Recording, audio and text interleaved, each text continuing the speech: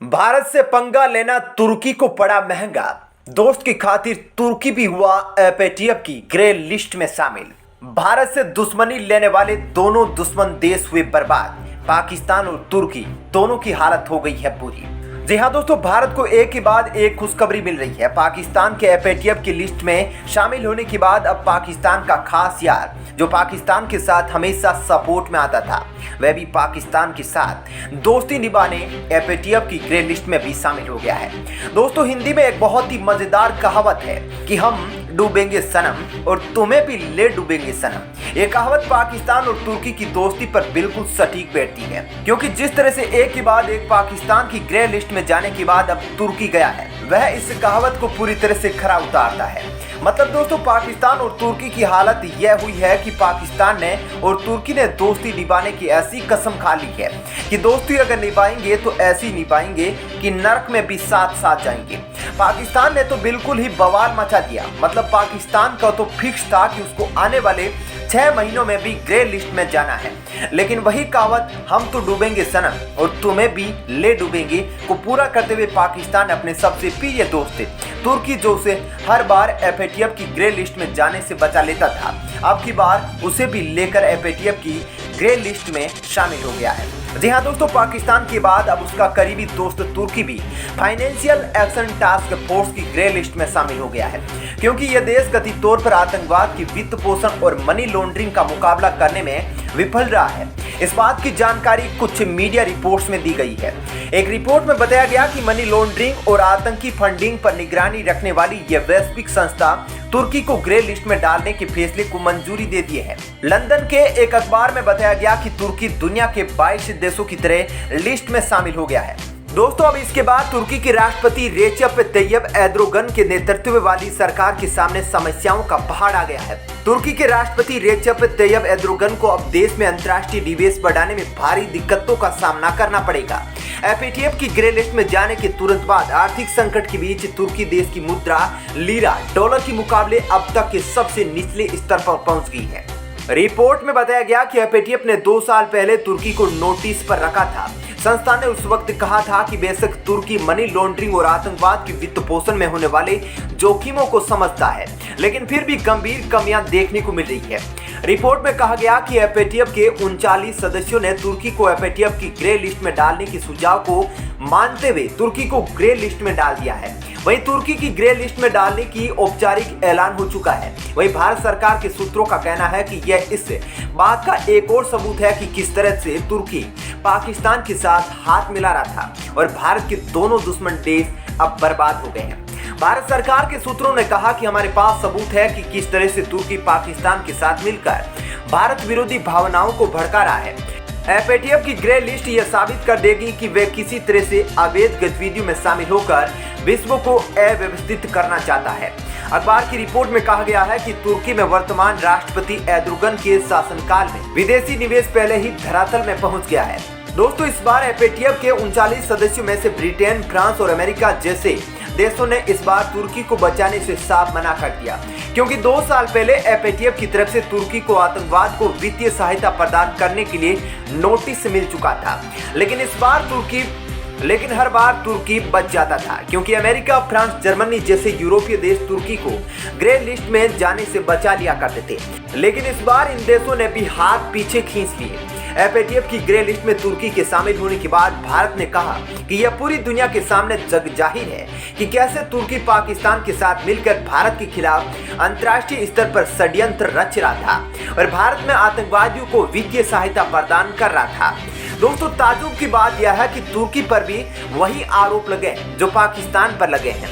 दरअसल पाकिस्तान पर money laundering और आतंकवाद को वित्तीय सहायता प्रदान करने के ये 2 आरोप लगे थे, वहीं तुर्की के ऊपर भी यही 2 आरोप लगे हैं। एफएटीएफ ने अपने जारी किए हुए बयान में कहा कि तुर्की पर 2 आरोप लगे हैं। एक मनी लॉन्ड्रिंग का, जिसके तहत तुर्की बड़े स्तर पर काले धन को व्हाइट मनी में कन्वर्ट कर रहा है। वहीं दूसरा आरोप है कि तुर्की इस्लामिक स्टेट जैसे आतंकवादी संगठनों को वित्तीय सहायता प्रदान कर रहा है। एफएटीएफ ने अपने जारी किए हुए बयानों तथा रिपोर्ट में कहा कि हमारे पास इस बात के पुख्ता सबूत है कि तुर्की ने सीरिया में स्थिति कुछ आतंकवादी संगठनों जो कि संयुक्त राष्ट्र संघ की प्रतिबंधित सूची में शामिल है, उनको वित्तीय सहायता प्रदान की है। वहीं दोस्तों मैं आपको बता दूं कि जब भारत ने आतंकवाद के आका पाकिस्तान के खिलाफ कड़े कदम लिए हैं, तब तुर्की ने भारत के खिलाफ अपने बयान दिए हैं। और कोई और नहीं बल्कि तुर्की के वर्तमान राष्ट्रपति रेचेप तैयब एर्दोगन ने भारत के खिलाफ बड़े बयान दिए हैं, विशेषकर भारत की आंतरिक सुरक्षा को लेकर। जब भारत ने कश्मीर से अनुच्छेद 370 हटाकर कश्मीर को एक केंद्र शासित प्रदेश बना दिया, उसके बाद सबसे पहले बयान पाकिस्तान का आया, जिसने भारत की इस कदम को गलत बताया।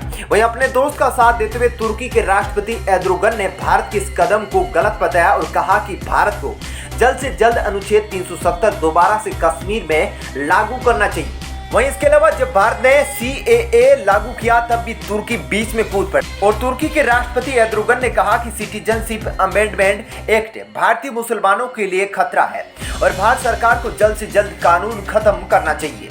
भारत के आंतरिक मुद्दों पर तुर्की के राष्ट्रपति के बयान आने के बाद भारत ने आधिकारिक तौर पर तुर्की को कड़ी फटकार लगाते हुए कहा कि अनुच्छेद 370 और सिटीजनशिप अमेंडमेंट एक्ट भारत का आंतरिक मुद्दा है, इसमें किसी भी देश को कुछ भी बोलने की जरूरत नहीं है।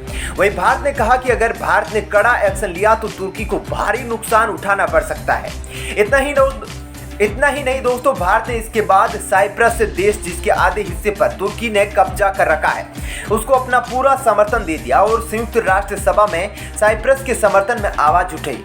इसके अलावा भारत ने तुर्की के सबसे जाने माने दुश्मन ग्रीस के साथ अपने डिफेंस